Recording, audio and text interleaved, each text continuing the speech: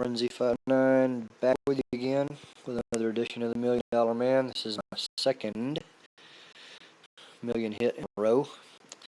I have been very fortunate. You see the last three are really big. And you can even go down and find another 900 under that. So 1, 2, 3, 4. And then a bad one in the middle of the day. But they're all over 800,000. This is just a perfect dead base. Perfectly laid out to funnel everything around the center, and it's just perfect. So I opened up at the top. I chose not to open up down here because of all that. And actually, people look at these dead bases and they say, "Oh, that's easy. You ought to be able to 3-star that." Well, maybe.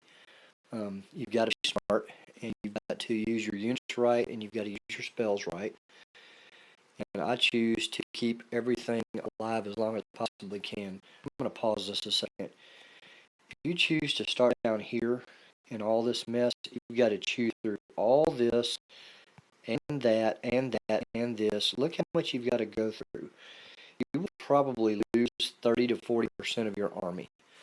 And 30 to 40% of your army may not finish off a level 22 king, queen, a 25 king, and these weapons that we started with up here. So I choose to keep everything alive longer. Knowing there's probably going to be a couple of Teslas in there, I did not use the Quakes for the middle. I chose to use them at the top to give my army a good and solid entry point, knowing that it was going to fan out and cover the entire town just like it's doing now. And you're going to see that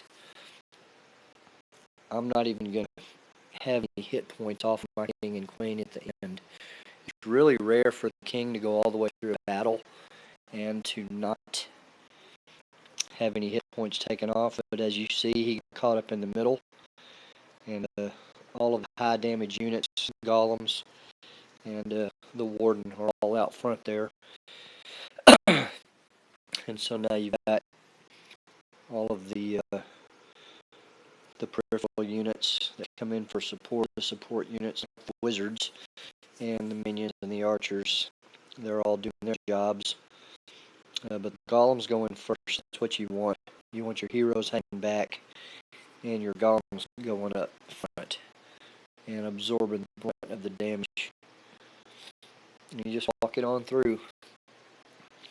As you see, I've still got a free spell left.